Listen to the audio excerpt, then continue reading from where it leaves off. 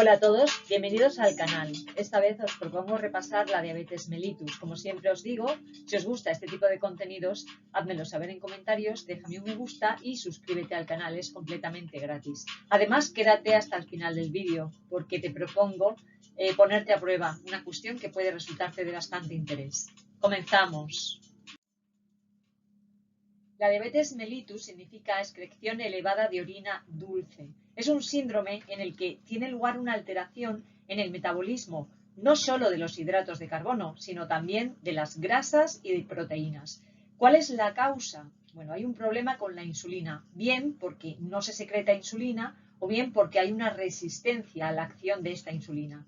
Existen dos tipos principales de diabetes mellitus. Tipo 1, que es la insulino dependiente y se caracteriza porque hay una ausencia en la secreción de insulina y estos pacientes requieren la administración de insulina.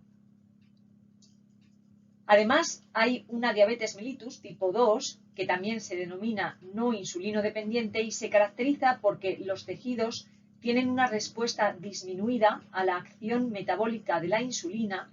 Es decir, se produce insulina, pero no funciona adecuadamente. Se dice que hay una resistencia a la insulina. En la diabetes mellitus tipo 1 o insulino dependiente hay una lesión de las células beta, bien por infecciones víricas, enfermedades autoinmunes, y parece que hay un componente hereditario y suele aparecer en pacientes jóvenes, adolescentes. Por el contrario, en la diabetes mellitus tipo 2 o no insulino dependiente está relacionada con la edad y con el peso. ¿Y qué es lo que ocurre en la diabetes mellitus? Bueno, las células no pueden aprovechar de forma eficiente la glucosa, que es el principal combustible para la obtención de energía. Las consecuencias de esta ausencia de insulina es que se disminuye la capacidad de las células para captar y utilizar la glucosa. Además, aumenta la utilización de grasas y proteínas, pero de una manera ineficiente. Las consecuencias es que aumentan los niveles de glucosa en sangre, es decir, se produce hiperglucemia. En un vídeo anterior os comentaba, os voy a dejar el enlace en la cajita de información, que uno de los efectos de la insulina es que favorece la captación de glucosa por parte de las células. La insulina lo que hace es favorecer que los transportadores de glucosa GLUT4 se desplacen a la membrana plasmática de las células del músculo y del tejido adiposo. Por tanto, en la ausencia de la insulina se disminuye la captación, como digo, de glucosa por las células. Pero además de este bajo aprovechamiento de glucosa, lo que sucede es que tiene lugar un aumento en la utilización de grasas y proteínas, pero como veremos a continuación, se hace de una forma ineficiente. Los pacientes que no están bien controlados, incluso los niveles de glucosa en sangre pueden llegar a 300-1200 miligramos partido por 100 mililitros y esto puede ser consecuencia o puede conducir a lesiones, problemas en otros tejidos y órganos como a nivel de riñón, a nivel de ojo, en corazón, etc. Bueno, el aumento de glucosa en sangre lo que conlleva es un aumento en la filtración glomerular y se filtra tanta cantidad de glucosa que no es capaz para reabsorberse toda la cantidad de glucosa que se filtra. Por tanto, las consecuencias es que aumenta la excreción de glucosa en orina, es decir, aparece glucosuria cuando en condiciones normales no se debe de eliminar glucosa en orina, y esto ocurre cuando los niveles de glucosa en sangre son superiores a 180 miligramos partido por 100 mililitros. Cuando la glucemia supera los 300 miligramos partido por 100 mililitros, se pueden perder en orina al día más de 100 gramos de glucosa. Además, la hiperglucemia produce deshidratación celular.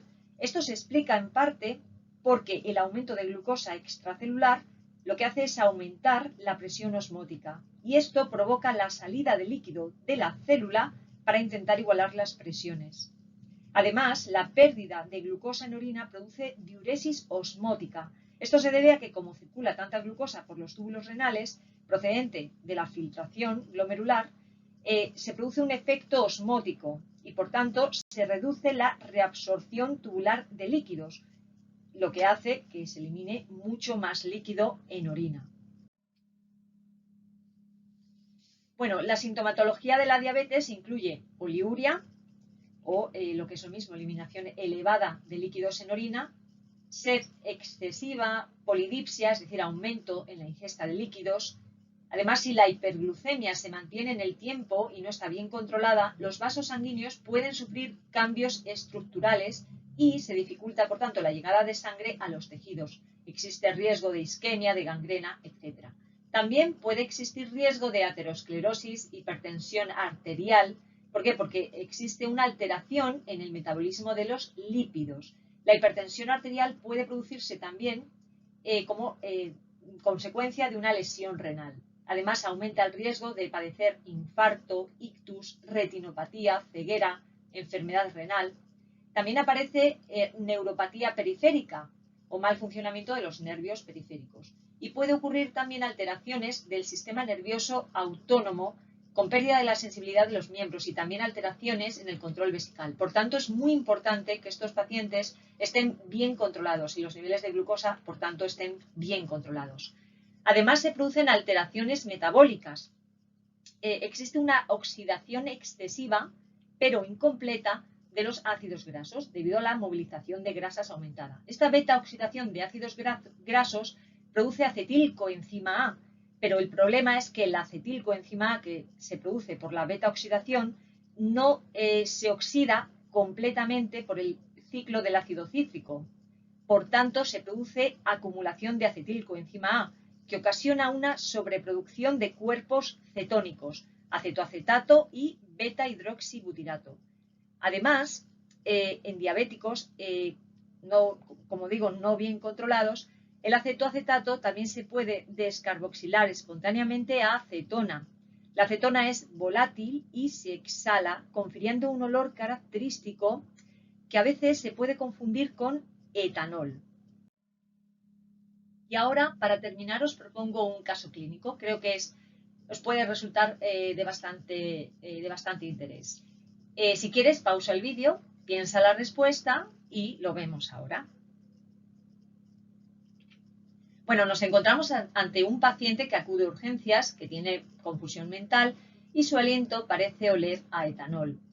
En principio, a priori podría sospecharse que el paciente está ebrio. Sin embargo, el análisis de sangre muestra una hiperglucemia intensa y además se detecta acidosis mediante gasometría.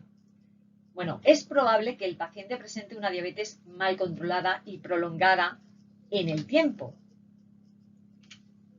Los niveles de glucosa están muy elevados. Se detectan niveles de acetona en orina, que al ser volátil se exhala en el aliento y puede confundirse con etanol.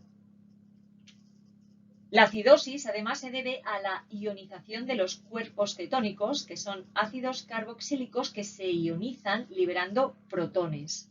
Es decir, este paciente presentaría acidosis y cetoacidosis.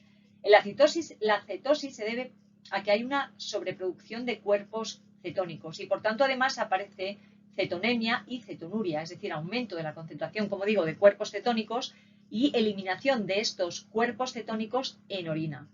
Estos cuerpos cetónicos, como digo, son ácidos carboxílicos, se ionizan liberando protones. En los pacientes que tienen diabetes mellitus y que no están controlados, la producción de ácidos puede rebasar la capacidad de amortiguación que tiene el sistema de bicarbonato en sangre, por lo cual disminuiría el pH sanguíneo y puede tener lugar la acidosis. Pues hasta aquí el vídeo de hoy. Espero que te haya gustado.